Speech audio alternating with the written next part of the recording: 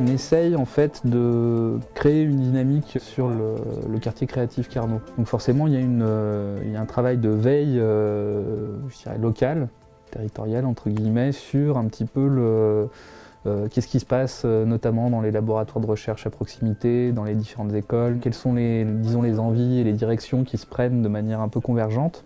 Et donc assez rapidement, on a vu émerger des choses comme Danse avec les robots, enfin des histoires comme ça.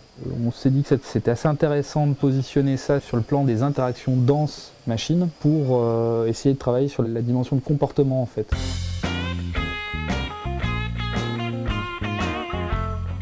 Ce qui devient un petit peu la marque de fabrique des labos, c'est de commencer par une expérience collective parce que c'est toujours bien de comprendre en fait une situation par l'expérience en fait qu'on peut faire d'un usage. On pense par exemple que pour mettre au point des interfaces qui ont du sens dans une pratique de danse, il faut comprendre ce que c'est que la pratique de danse. Dans l'impro, je sens que tu pourrais toujours aller plus loin, mais tu es toujours ramené à un truc, une perception de toi-même, une sensation où hop, ton regard il part, je sais pas, ça peut être le regard des autres.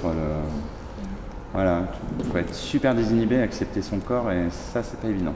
On a demandé à chacun de s'exprimer sur ses expériences en fait personnelles, parce que là on regroupe des gens qui déjà travaillaient sur le sujet. À partir des différentes convergences en fait qu'on a pu identifier, on a créé des groupes de travail et on a commencé à travailler sur une première esquisse de projet par groupe. On divise l'ensemble en 4 groupes, 4 projets.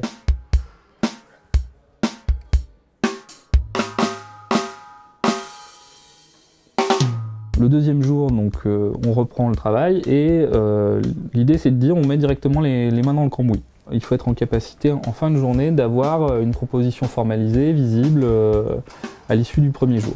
Et donc ce travail-là un peu à l'envers permet de positionner déjà les limites techniques, d'identifier un petit peu qu'est-ce qu'on va mettre en place et ce sur quoi on va vraiment travailler à ce niveau-là.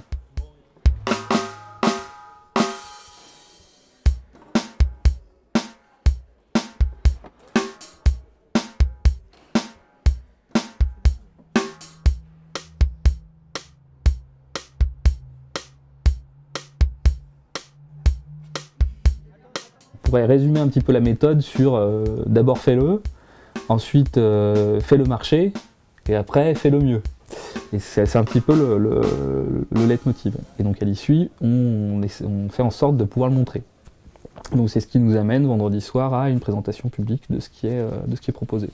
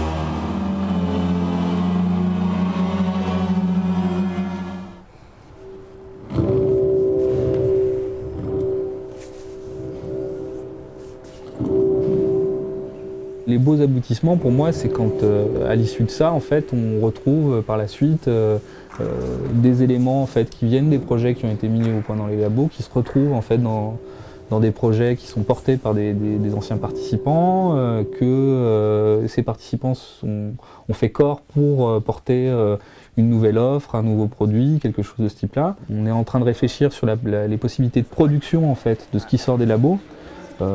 Qui seront, je l'espère, à terme quelque chose de réel où on pourra produire des produits, des services à l'issue des innovations qu'on peut faire dans ce type d'événement. On est en train de transformer déjà ce qui était un format de 4 jours en un processus qui finalement, de la veille territoriale à l'hypothétique sortie d'un produit, il se passe un an, quoi. Et les 4 jours, en fait, finalement, font charnière en fait, au milieu de ce processus-là.